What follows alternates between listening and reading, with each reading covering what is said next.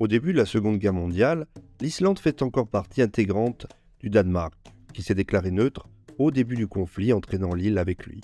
Ce lien entre les deux pays ne date pas d'hier, il remonte jusqu'à l'ère viking, dont la présence a probablement commencé au 7e siècle, bien qu'il n'y ait aucune trace documentée jusqu'en 874, date à laquelle un seigneur de guerre nommé Ingolfur Arnarsson s'installe dans l'actuelle capitale, Reykjavik.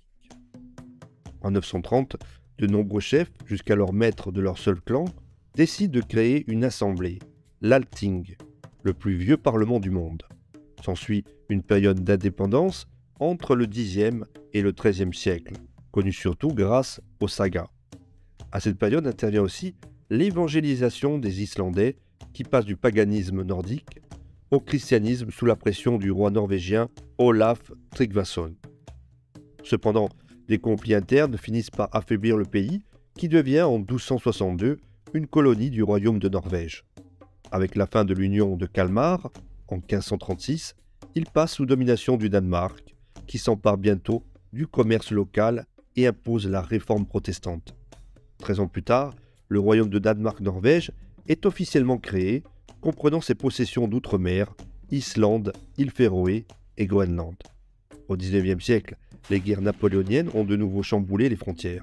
En effet, après la défaite de la France, les Danois paient littéralement le prix de leur alliance avec Napoléon en 1814, lorsqu'ils doivent céder la Norvège à la Suède. L'Islande, unie à la Norvège depuis 1262, reste cependant sous domination danoise, avec le Groenland et les îles Féroé. En réaction, une convention nationale se réunit à Eidsvoll, elle déclare l'indépendance du royaume de Norvège et adopte une constitution avant de désigner comme roi le prince danois Christian Frédéric de Danemark le 17 mai 1814.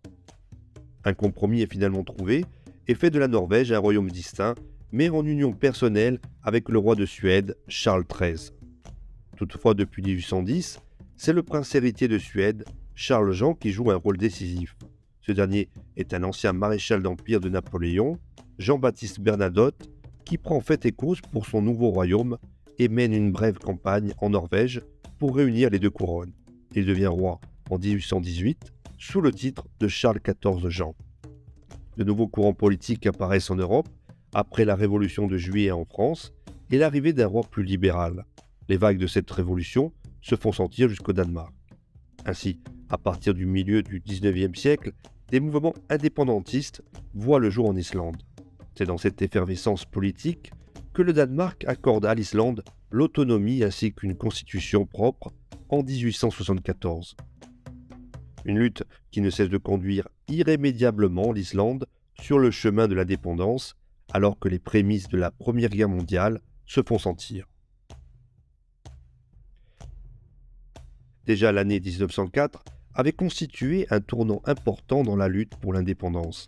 En effet, le pouvoir exécutif avait été transféré en Islande à la suite d'un amendement constitutionnel adopté par l'Althing en 1903 et accepté par les autorités danoises. En 1908, les femmes avaient obtenu le droit de vote et le droit d'être candidates à une élection, juste avant que les couleurs du drapeau islandais ne soient définitivement adoptées après débat à l'Althing en 1913. C'est tout naturellement qu'au sortir de la Grande Guerre, à savoir le 1er décembre 1918, à la suite de la tenue d'un référendum en Islande, qu'un régime dit de l'union personnelle est décrété entre le Danemark et l'Islande. Pour simplifier, le roi de Danemark demeure roi d'Islande, mais les deux royaumes deviennent formellement distincts. L'autonomie de l'Islande est définitivement consacrée par l'acte d'union le 30 novembre 1918, qui stipule que le Danemark conserve la souveraineté sur les affaires de défense et étrangères. Ce qui explique pourquoi, lorsque la Seconde Guerre mondiale éclate en 1939 et que le Danemark se déclare neutre, le Parlement islandais fait de même. Cependant, comme cela s'était produit en 1814, l'Allemagne nazie va modifier profondément le territoire européen, c'est le moins que l'on puisse dire. Et en avril 1940, en occupant le territoire danois, l'Allemagne nazie réussit un coup double, causant un sérieux souci au Royaume-Uni. Et pour cause, le fait que les sous-marins allemands puissent se ravitailler dans les possessions danoises, que ce soit les îles Féroé, l'Islande ou bien le Groenland, leur conférait une quasi-domination de l'Atlantique Nord, et menaçait d'autant plus les convois acheminant du ravitaillement vers l'Union soviétique. Pour pallier ce danger, les Britanniques décident d'envahir l'Islande neutre un mois après l'invasion et s'installent d'autorité près de Keflavik, à 45 km à l'ouest de la capitale. Leur effectif atteigne 25 000 hommes pour une population d'environ 120 000 Islandais. Les premiers éléments de l'armée américaine arrivent quant à eux en août 1941 et s'installent dans les bases britanniques. Le Parlement islandais est conduit à désigner un régent avant de prononcer en mai 1942 la séparation politique totale entre l'Islande et le Danemark. Officiellement neutre, l'Islande a donc joué un rôle stratégique non négligeable dans le conflit, permettant aux forces britanniques et américaines d'opérer à partir des bases situées sur son territoire national et d'assurer ainsi aux Alliés le contrôle de l'Atlantique Nord.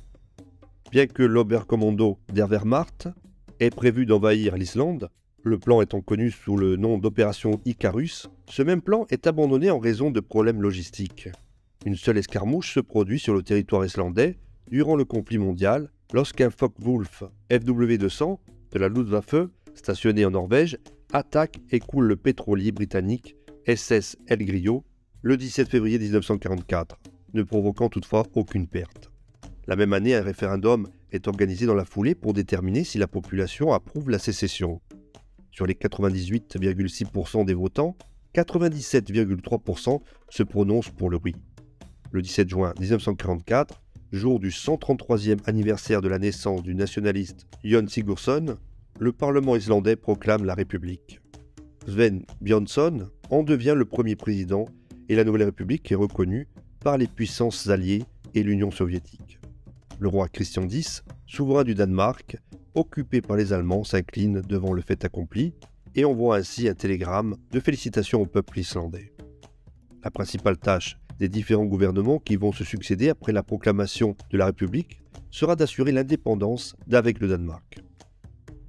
En cela, la structure politique de l'Islande est telle qu'un parti politique, quel qu'il soit, n'a jamais pu y gouverner seul, et ce malgré les nombreuses crises économiques qu'a connues le pays ces dernières années. Voilà, cette vidéo est à présent terminée, j'espère que vous l'aurez appréciée. Dans ce cas, n'hésitez pas à mettre un pouce vers le haut et à la partager. En attendant, on se retrouve très prochainement pour un nouveau documentaire sur Hérodoc, la chaîne Histoire, ou bien à tout de suite si vous souhaitez visionner une autre vidéo de la chaîne.